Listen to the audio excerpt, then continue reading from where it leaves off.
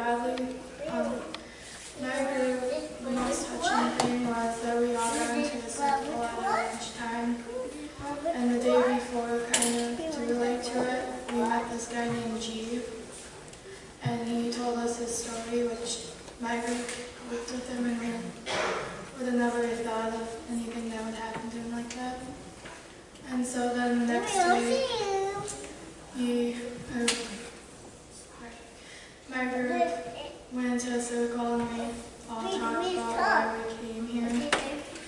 And so then we all shared our story and we all broke down on why we all came here. We all came there for a reason. Yeah, that really touched me, and I came out with my story, and now I feel better, and I don't have anything that I feel like. Thank you, Megan. Just to kind of give a little more to that story, G told a story about how he grew up, and he did not grow up like most kids here in Spring Valley do. He was abused as a child, not only verbally, but physically, and he struggled, and he ended up having alcohol and drug addictions throughout his teens and on into his 20s and 30s. He's the same age as I am, actually, and that kind of stunned me. He is only 38 years old, and he has only been out of rehab for, was it 3 or 4 years? Maybe 5. It's not been more than 10 years that he has been out of rehab. And he was telling him how God had brought him to this ministry place. And so he shared this story with the kids, and then, like Megan said, they each shared their own story of things that they struggle with. And so that group really, they all did break down a little bit, and they were able to connect with each other because they all know each other's story now. And telling your story can be hard, and it can really, it can make somebody, you don't really normally tell the truth on your story all the time to the people who you know. And so those kids were able to see how they could each tell their short story, share it, and actually feel better about it. And now they each know when they see each other's in home and school what they may be feeling, what they can share, and now they have a connection with their stories that they shared. Zach, you want to?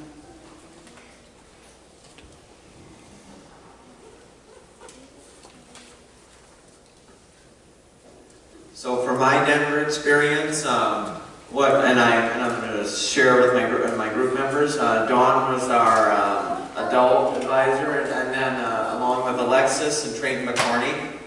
So out of the 4 days that we were there, the first 2 days, we were in a food truck with Denver Metro Ministries, and what it was there was one church here in suburban Denver, and there were 2 ministers, Pastor John and Pastor Bob, and what we did there the first 2 days, we served in the food truck, and what we did was we went to suburban and even urban senior living homes, and we would line the food truck up, we would get all the materials and the equipment out, and then we would be serving, things such as bread and pastas and food and canned food and peaches and so forth. And I just thought I would like to share on those 2 days. When we were in the line, one thing that I noticed, and it was so powerful, was the love and I felt I saw the Spirit there. It was so powerful, the love and the joy that I saw in their eyes, and the many stories that I heard from them about their times when they were rising up during hardship and when they were going through tough times, but how they endured, and eventually, as they persevered and as time went on, they succeeded. And even the ones that shared stories where they haven't had such a good life, unfortunate. I was just so blessed, and I considered it such an opportunity to hear these people, and it was just so wonderful. And then the next 2 days, what we did with the 2 ministers was we participated in what they call Sidewalk Sunday School. Sidewalk Sunday School is basically where we would go out into the community, and we would basically go into these areas where the little children live in, where it was the areas of impoverished areas. And then we would sing, we would do small sermons and lessons, and we would even see if we could even enter him in a contest and win a bike. That was fun. And then, but one thing I would also like to touch there, and I'll reiterate what I said, with the last 2 days, the joy and the zest that I saw, and these were kids that had been through parents probably with drug addictions, and it's infested with crime there, but it's the fact that these kids, they were so good-natured, and if you have an open mind, you can just see the Spirit work there. And I just want to say, and I'm going to reiterate, I'm so blessed and fortunate that I got to go there, and I want to thank you all for giving me the opportunity to go. So thank you.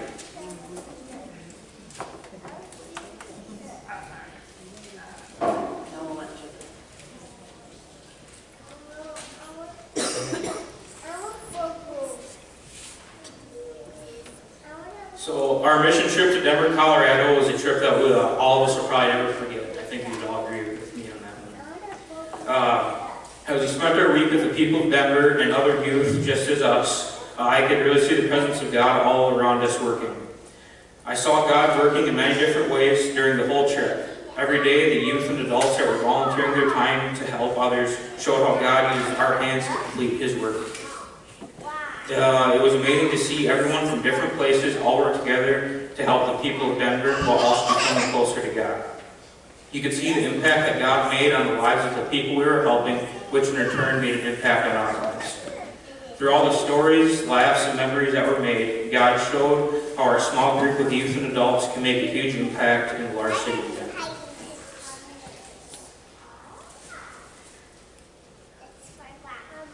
So obviously the kids each have a little different story. And as you can see on our t-shirts, this is a storyline. That was kind of the themes of the week that we had through Youth Works. The first thing I want to do is thank you guys as a congregation for the donations, for the helping with fundraisers. If it wasn't for you guys, we wouldn't be able to do this. And it really is amazing how our congregation can back and help their 17 kids and 4 adults be able to go to Denver. And not only did we do hard work, we just learned so much, and they took so much in. There was, like I said, there was times where kids, we all cried. We all cried a couple of nights, just because of the emotions we had from the connections we were making, from the things that we were seeing and sharing, and knowing that we were doing really good things in Denver. So thank you very much. I just want to, I guess the rest of what I'm going to say is just kind of a blah and think of it. The real impact is what these kids did, and I couldn't be prouder of them, guys. You guys all make me so proud. Every time I see you, I think of our trips, and I think of, and you know, I've got 4 seniors here that they've been on every single trip that I have done. And so this is the first year I've had kids on my first trip leaving me, so I will definitely miss them next year when I don't have them. So that was the first thing. I just wanted to thank you guys as a congregation. We fundraised over $9,000 this year to go on this trip. The trip itself cost approximately about $10,000, but we also had our strip sales that we used some of the money for. So thank you very much for that. That's an amazing amount. The trip itself, we used Youth Works, and that's a company that's actually based out of Minneapolis, or actually it's Arden Hills. And it's been, I think they started in 1994, and it's a multi-denominational company. So we were there with kids that were Methodist and Baptist. Yeah, we did have some Baptist kids there. So it doesn't matter what denomination you are. They're a company that just allows kids to go and do this work, and our group time with Youth Works is all about Christ and about Jesus and learning how He worked and how He had the grace and love for us and how we should share that. So yeah, they have high school trips, they have tailor-made trips. We actually have a family group that was there with us in Denver. And so they started it. It's an aunt, and she brings her kids and all of her nieces and nephews on trips every year. And that's really neat to see families going out and doing the same type of thing. Youth Works also, the trips are in small urban areas, large urban areas like Denver, small towns. When we went to North Carolina 3 years ago, that was considered a small town. They also have international trips and Native American areas. I do know that in Red Lake here in Minnesota is where a group of our congregations went before. We've not done international, we've only done, well, we did one international, that was to Thunder Bay. But they don't have Thunder Bay anymore, and I don't think I'm going to take the kids to Puerto Rico or the Dominican in the summer. I'm not going. Sorry. Can't stand it. So they actually have 53 locations throughout the United States that we have to choose from when we do these trips. And then they partner with local community members and groups and just businesses and nonprofits. So we went to Denver this year, and obviously Denver is a large city, and it has many, many different things going on. They're a city that has homelessness, they've got housing issues, and they've got this, they call it gentrification, it's called. And it's where older people have lived in their homes for 50 or 40, 50 years, and then younger kids that are living or working downtown Denver come and live, and the prices of their homes go up, the taxes go up. They're redoing these neighborhoods, but these older community members can't keep up with their lawn care, they can't keep up with their taxes, and so then parts of the neighborhood tend to actually go downhill, or they become homeless because they can't afford to live in a community that they've lived in for 40 years. So we saw kind of all of this stuff as we were in Denver. The places that some of the kids had said that we had worked were food banks. There was the Food Bank of the Rockies, which is like a major food bank that actually distributed out to the mobile food bank that Dawn and her kids worked at.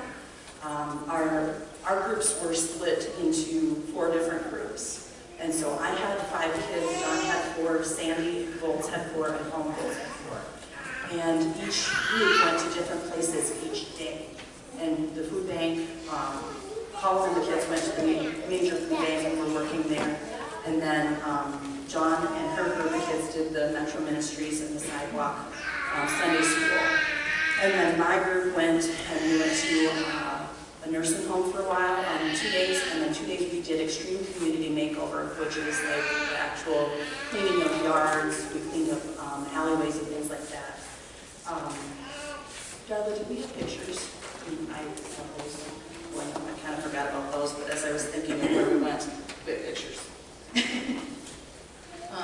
And then there was also Sandy's group went to a nursing home and then also went to a community cleanup. I don't know the name of it, I couldn't remember, but there was a community cleanup area that they did. So the basis of our days with Youth Works is that the kids start the morning with, some groups would get up and make breakfast, others would just get up and get to go to breakfast. So we went to breakfast, we had our lunch prep for the day, and we cleaned up, and then we went and we had devotional time. Devotional time is kind of like some of the readings that we had today were the readings that the kids had and that they read through during their devotional time. So after devotions, then we would go out and we'd go to our service day, and we would work from about 9 o'clock in the morning until 3 o'clock in the afternoon. And that was our day out cleaning, helping with the food banks, doing the other things that we did throughout the day that you see in these pictures. After the service day, we get to go take a shower, because most of these kids needed their showers. Just saying. And we would go to like a local YMCA or something like that to go shower. And then after that, we would go back, start prep for supper, have supper, and then go to our evening activities. Some of these pictures that you see are the fun ones are the ones that were from our evening activities. Our evening activities included things like going to the Union Station and the 16th Street Mall. One night we got to go listen to, actually that's when we listened to G and to him tell his story. The one group got to listen and talk with him a lot more because they worked with him, but the rest of us only got to see him for one night. We had a community cookout where we asked the people that we partnered with throughout the week to come and have a supper with us so that we could connect with the community. And then we also got to go to Lookout Mountain, perfect timing, and see this beautiful, breathtaking views. I'm just going to quickly say Rochelle, there on the right, she was taking a picture for us. She took a couple of selfies too. And congratulations to her, she got married yesterday. We were all invited to go, but we couldn't quite make it to Wyoming to see her. So then after our evening activities and fun, we would go back to the church and we'd have our gathering time, which was kind of like our little small church service where we got to sing songs together, we got to hear more about our lessons. And then after that, we would break out into our church time, which was kind of the time of the night where we would talk about our day, kind of let go. I'll talk to you about that for sure in just a minute. And then we would just kind of, be able to share how we were doing for the day, making sure that all the kids, were understanding what they were seeing throughout the day, making sure that they were okay with what they were seeing, or that they didn't have issues and things like that. So that was kind of our general day. We had time for ourselves in devotion time, we had time together, we had time of work, and it was non-stop. The kids go from 7 a.m. till 10:30 p.m. We say that we sleep on air mattresses, but we do sleep because we are tired by the end of that day. Obviously not all of our time is just, hard work and not only learning about Christ, but also we do take time for fun. And that's why after we were with YouthWorks from Sunday night until Friday morning. And Friday morning is when I take over and I say, okay, these kids need debriefing or just relaxing. Okay, it's been quite a week. And let's just take some time and have some fun. And so our fun activities that I planned this year, the first one was a little more heavy again, but we went to the Columbine Memorial Park. We went there because the kids that were in the senior league this year actually got to watch a movie that was about Rachel Scott, one of the girls that died at Columbine, and her story about how she became, Christ-based and learned about and shared her story with God, about God to other people right before she died. Actually, that's what she was doing when she died. She was sitting there talking with a kid about his family and how his parents were going through a divorce. Like, she was helping other kids, right at the same time. So it was just someplace, since we were close, I knew the kids would like to see. It was very neat to see them all go look at it. It was really quiet while we were there, but they were just taking it all in. They were reading the quotes that were on the walls. They were just really having a moment. It was nice to see them being able to take from the movie and then actually see the memorial. After that, we went to Red Rock Park and Amphitheater, where the kids got to go up and run around in the amphitheater, go on hiking trails.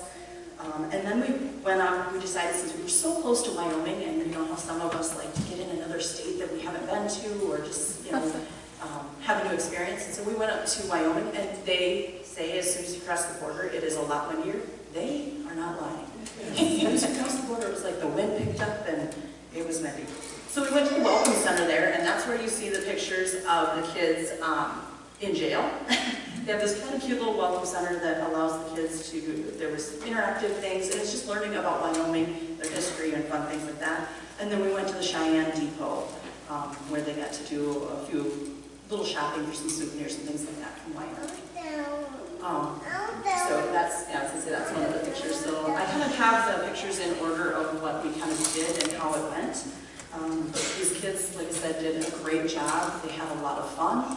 They worked really hard, and they learned a lot and connected with each other, which is kind of why we're here. We're a church family, and when they come together, it is like they are family. We create a new family each year with each trip, and you take away the great memories, and you learn and grow with each other. It's just completely amazing. On one last fun note, you guys all see the picture of Caden Rath and me at the amphitheater. I asked for a nice picture, and that's what you get from Caden Rath. Just see him. Don't ever try to take a picture with him. You always get something funny. That's who he is. The last thing I want to do is I just want the kids to stand up and turn around. I know we only have a few of them here. There's basketball going on this weekend. There is, yeah, thank you Megan for sending it too.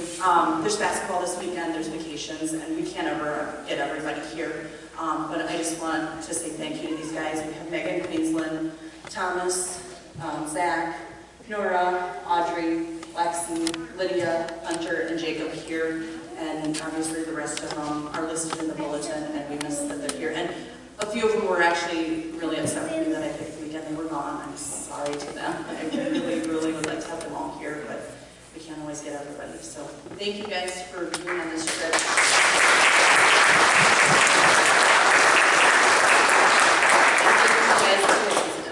And thank you guys as a congregation for allowing us to go every year. I look forward to this next year and our small retreat trip since we need a little smaller trip every once in a while. Thank you guys very much. Good job.